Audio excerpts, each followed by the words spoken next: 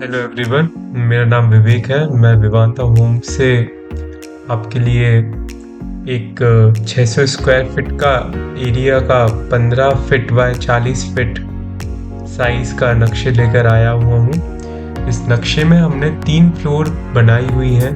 यहाँ पे ground floor पे हमने एक 1 BHK का सेटअप कर रखा है, जिसमें कि एक हॉल, एक किचन, एक बेडरूम और एक टॉयलेट है। सेकंड फ्लोर पे हमने एक 2 बेडरूम्स जिनके साथ अटैच टॉयलेट और एक नॉर्मल हॉल का एरिया दिया हुआ है। और थर्ड फ्लोर पे हमने नॉर्मली एक स्टोरेज दिया हुआ है, जिसके साथ हमने हमारी टेरेस अटैच की हुई है। तो चलिए हम स्टार्ट करते हैं हमारे ग्राउंड फ्लोर से। तो ये जो ग्राउंड फ्लोर का एरिया है, इसकी विड्थ हमने आपको बताई दी है कि 15 फीट है और इसकी जो डेप्थ है वो 40 फीट है। ये जो एरिया है, इस एरिया में हमने सबसे स्टार्टिंग में एक पोर्च का एरिया दिया हुआ है 4.5 फीट बाय 6.5 फीट का, जिससे कि हम गेट खोलकर अंदर आ सकते। और यहाँ पे हमने एक पार्किंग दी हुई है। ये स्टेयरकेस के नीचे यहाँ पे 11 स्टेप मिल रही हैं। 11 स्टेप के नीचे जो है, आप यहाँ पे चाहे तो एक वॉश एरिया या फिर एक स्टोर रूम बना सकते हैं यूज़ करने के लिए। और यहाँ पे आराम से आपकी एक बाइक पार्क हो जाएगी। और जो स्टेयरकेस की हमने विड्थ ली हुई है वो 3.25 फीट ली हुई है, जिससे कि ये जो विड्थ होती है वो नॉर्मली हर घर में दी जाती है। मिनिमम साइज जो होता है स्टेयर्स का, उसकी विड्थ हम 3.25 फीट ही लेते हैं। चलिए हम अंदर आते हैं। अंदर आकर देखते हैं तो यहाँ पे हमें दिखता है कि एक लिविंग हॉल है।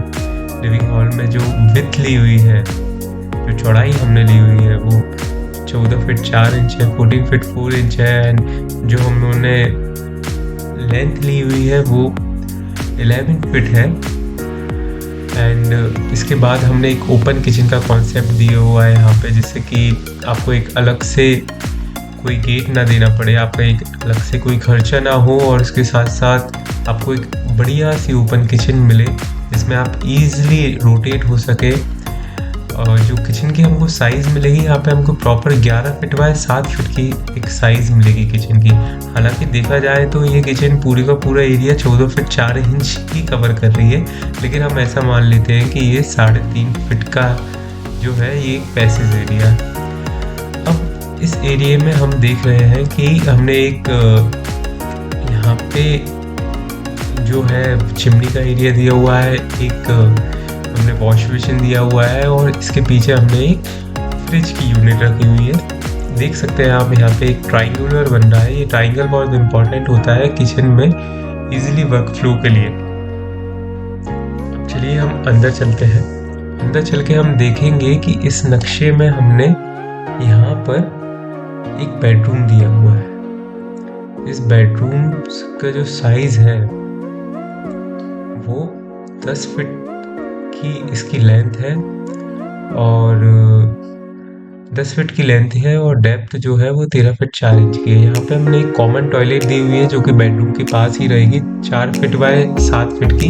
देख सकते हैं आप, हमने एक नॉर्मल एरिया बेडरूम का दिया हुआ है, जिसमें कि हम इजीली वर्क फ्लो के साथ साथ एक प्रॉपर साइज हमको मिल रही है। और इसके साथ साथ हमको यहाँ पे एक टॉयलेट भी मिल रही है 4 फीट बाय 7 फीट की। यहाँ पे एक OTS है।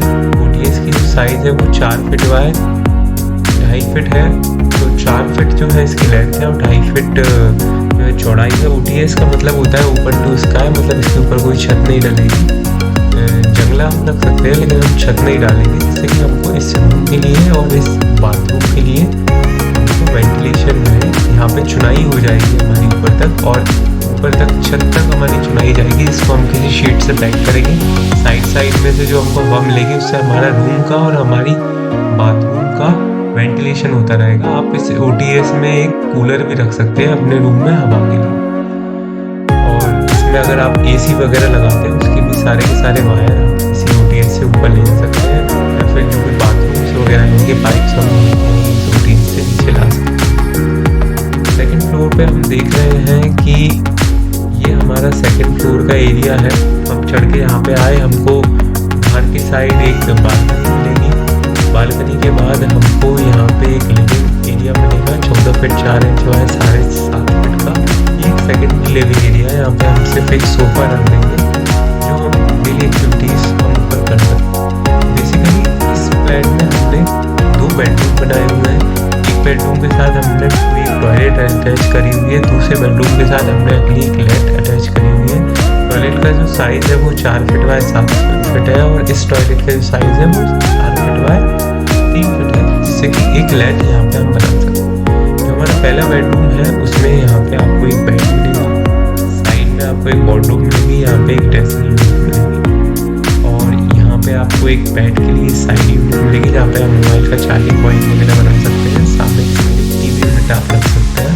इस तरीके से हमने एक फर्नीचर लाउड यहाँ पे करा हुआ है, ये हमारे फैन का पॉइंट है। इसके साथ में आप देखेंगे यहाँ पे एक 42 इंच की मतलब 3.5 फीट की आपको एक गली मिल रही है, जिसके बाद आप इस गली को पार करेंगे तो आपको एक बेडरूम मिलेगा। बेडरूम की साइज़ अच्छी है, 10 फीट बाय 13.5 फीट है। बेड है, बेड के सामने एक टीवी यूनिट है, साइड वॉर्डरोब भी है, साइड में आप वेंटिलेशन के लिए एक आपका ओटीएस भी कटा हुआ है जो कि नीचे का है वो ऊपर का है और साइड में ही अंदर ही टॉयलेट से जाने के लिए रास्ता भी है। यहाँ पे हम जंगला रखेंगे और ये टॉयलेट के लिए अच्छा रास्ता निकल जाएगा, इस रूम से ही अटैच करेंगे।